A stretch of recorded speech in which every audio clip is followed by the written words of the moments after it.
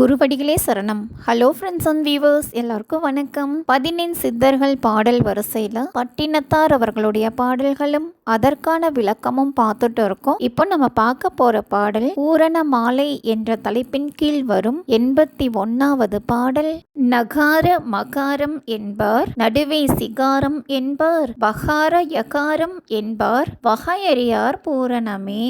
நகார மகாரம் அப்படின்னா நா என்னும் எழுத்தும் மா என்னும் எழுத்தும், வகை அப்படின்னா வழி, எங்கும் நிறைந்திருக்கும் முழுமையாகிய பொருளே நம சிவாய என்ற உன் திருவைந்தெழுத்து மந்திரத்தில் நகாரம் மகாரம் சிகாரம் இவற்றின் இயல்பு இன்னது என்றும் கூறுவார்கள். இவ்வாறே வகாரம் யகாரம் பற்றியும் கூறுவார்கள். அவற்றால் குறிக்கப்படும் உன்னை அடையும் வழியை பற்றி மட்டும் சிறிதும் அறிய மாட்டார் அப்படின்னு சொல்லியிருக்காரு. இதுதாங்க இந்த பாட்டோட பொருள். அடுத்தது பாடல் 82. மகத்துவமாய் காம மயக்கத்துக்குள்ளிருந்து பகுத்தறிய மாட்டாமல் பயன் இழந்தேன் பூரணமே. மகத்துவமாய் அப்படின்னா ஆணவத்துடன், எங்கும் நிறைந்திருக்கும் முழுமையாகிய பொருளே ஆணவத்துடன் காமத்துள்ளும் மயக்கத்துள்ளும் இருந்ததால் பொய் இது உண்மை இது என்று பகுத்தறிய இயலாமல் நான் பிறவி பயனை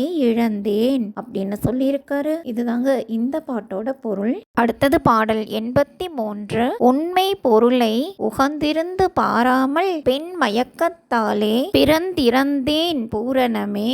உகந்திருந்து அப்படின்னா விரும்பி, எங்கும் நிறைந்திருக்கும் முழுமையாகிய பொருளே உண்மையான பொருளாகிய உன்னை விரும்பி வழிபடாமல் பெண்கள் மீது கொள்ளும் மயக்கத்தால் பிறப்பிலும் இறப்பிலும் கட்டுப்பட்டேன் அப்படின்னு சொல்லியிருக்காரு. இதுதாங்க இந்த பாட்டோட பொருள். அடுத்தது பாடல் 84. வாயார வாழ்த்தி மகிழ்ந்து உனைத்தான் போற்றாமல் காயம் எடுத்து கலங்கினேன் பூரணமே. காயம் அப்படின்னா பிறப்பு, எங்கும் நிறைந்திருக்கும் முழுமையாகிய பொருளே நான் உன்னை வாயார வாழ்த்தி மனம் மகிழ்ந்து வழிபடாததால் பிறப்பெடுத்த துன்பம் அடைகின்றேன் அப்படின்னு சொல்லியிருக்காரு. இதுதாங்க இந்த பாட்டோட பொருள். அடுத்தது பாடல் 85. சந்திரனை மேகமது தான் மறைத்த வாரது போல் பந்தமுற யானும் உன்னை பார்க்கிலேன் பூரணமே.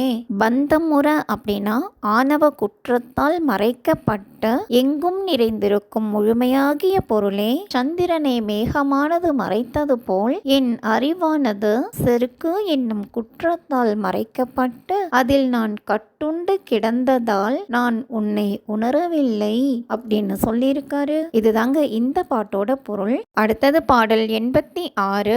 செந்தாமரை தாளை தினந்தினமும் போற்றாமல் அந்தரமாய் நின்றங்கு அலைந்தேன் நான் பூரணமே. அந்தரமாய் அப்படின்னா அடைக்கலம் இல்லாமல் எங்கும் நிறைந்திருக்கும் முழுமையாகிய பொருளே செந்தாமரை போன்ற சிவந்த உன் திருவடிகளை வணங்காத குற்றத்தினால் நான் அடைக்கலம் இல்லாமல் இவ்வுலகத்தில் அலைந்தேன் அப்படின்னு சொல்லியிருக்காரு. இதுதாங்க இந்த பாட்டோட பொருள். அடுத்தது பாடல் 87. நீர்மேல் குமிழி போல் நிலையற்ற காயமிதை தாரகமென்றெண்ணி நான் தட்டழிந்தேன் பூரணமே.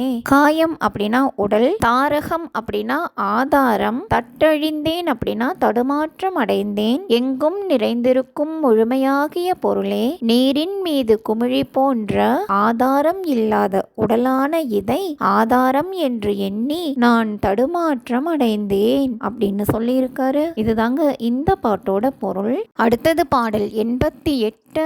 நெஞ்சம் உருகி நினைந்து உனைத்தான் போற்றி நெடு வஞ்சகத்தை போக்க வகையறியேன் பூரணமே.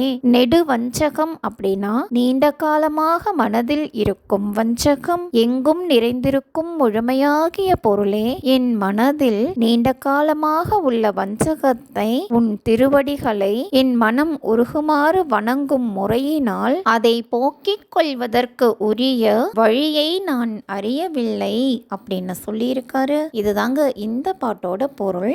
அடுத்தது பாடல் 89.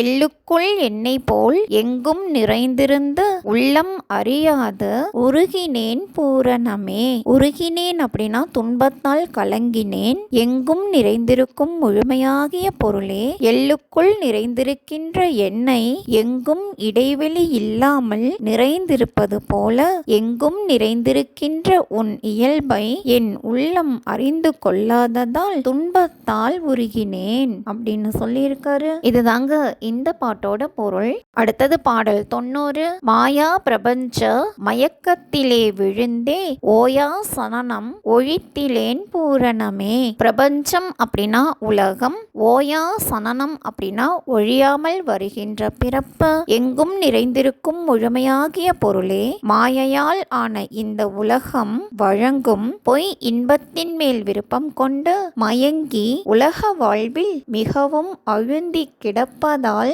ஒழியாமல் வருகின்ற பிறப்புகளை நான் நீங்கவில்லை அப்படின்னு சொல்லியிருக்காரு. இதுதாங்க இந்த பாட்டோட பொருள். என்ன ஃப்ரெண்ட்ஸ், பாடல்களும் விளக்கமும் உங்களுக்கும் தெளிவா புரிஞ்சிருக்கும்னு நினைக்கிறேன். மீண்டும் 91வது பாடல்ல சந்திக்கலாம். தேங்க்யூ.